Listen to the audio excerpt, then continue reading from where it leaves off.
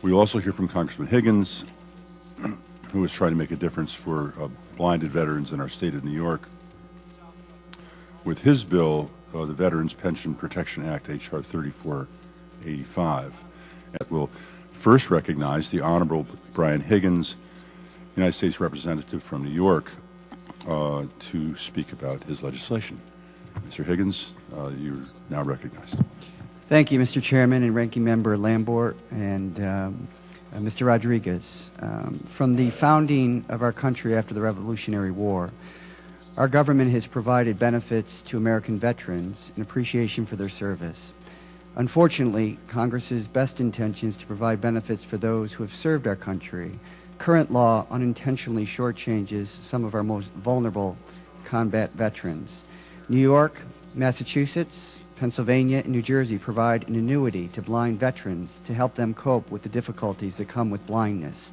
However, the Department of Veterans Affairs counts this annuity as income and reduces veterans' pension benefits by an amount equal to the annuity. I believe this to be morally wrong and fundamentally unfair. It is true that this is a small program. In New York, the annuity adds 4,484 blind veterans and costs $5.7 million per year. But that does not make this reduction any less unjust. Our veterans should not have their benefits reduced because the state of New York has chosen to provide additional assistance.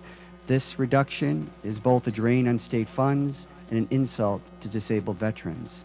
The reduction of the blind veterans annuity represents what I believe to be an unintentional flaw in how veterans' benefits are provided.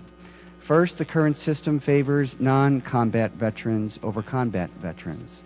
The Veterans Pension Program is restricted to low-income elderly or disabled veterans who have served in combat.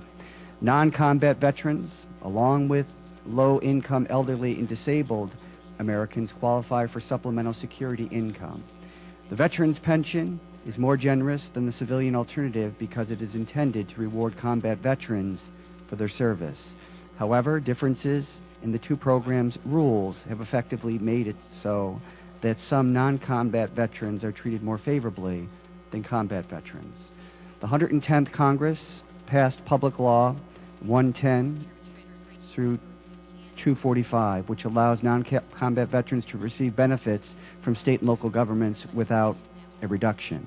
This bill was considered by the Ways and Means Committee and did not address the veterans' pension offsets, which is in the jurisdiction of the Committee on Veterans Affairs. Until the offset by the Department of Veterans Affairs is addressed, the law will continue to effectively favor non-combat veterans over low-income elderly and disabled combat veterans. I would like to point out that under current law, a private foundation can offer the exact same benefit to a blind veteran's annuity without any negative effect on the veteran's pension. However, if a state or local government offers these benefits, they are offset. This inequality discourages states from providing aid to low-income veterans. We should be encouraging states and local governments to help veterans, and that is why I've introduced H.R. 3485, the Veterans Pension Protection Act. This bill would allow combat veterans to receive the same benefit that non-combat veterans were able to receive with the passage of Public Law 110 through 245 in the 110th Congress. It would allow states and local governments to offer benefits to veterans without adversely affecting the payments of benefits under the Veterans Pension Program. The immediate impact of this legislation in the states of New York, New Jersey, Massachusetts, Pennsylvania would be to allow state benefits for blind veterans to fully benefit all recipients without being reduced by the Department of Veterans Affairs. These annuities are clearly meant as a gift to help prevent blind veterans from falling into poverty in appreciation for the service to this nation. These should not be considered additional income by the Department of Veterans Affairs, but instead a special disability benefit for their service to a grateful nation. This penalty should be removed. I would like to thank you again, Mr. Chairman, Chairman Hall, for his support of the Veterans Pension Protection Act and his continued commitment to helping veterans in New York State and throughout the country. I would also like to thank Congressman Joe Crowley, Maurice Hinchey, and Chris Lee, who have co-sponsored this legislation and who have been leaders in the effort to improve the lives of American veterans.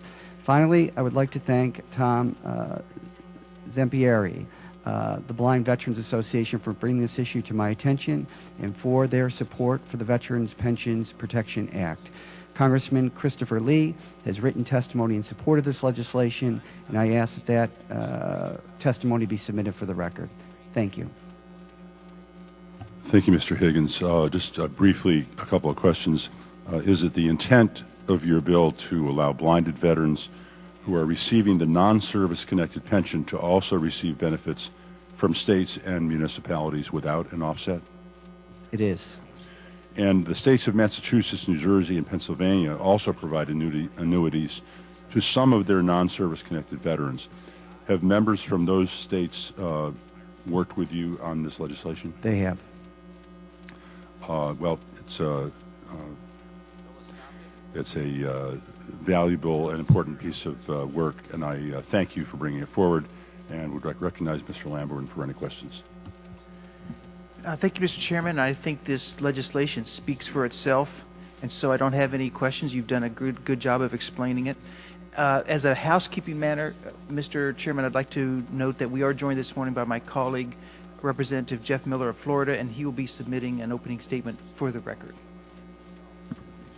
Mr. Rodriguez. Let me just go ahead and thank you, Congressman, for submitting that. I know we have some problems with some other offsets that occur, and hopefully eventually we'll deal with those and correct them. You know, because I know that is a difficult problem.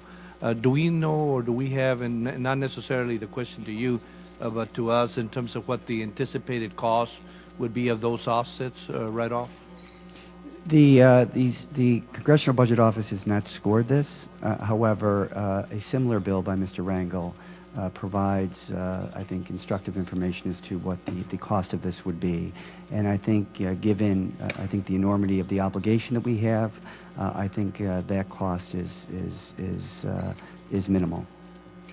Thank you very much, and I agree with you. Thank you. Mr. Miller, would you like to make a comment or question?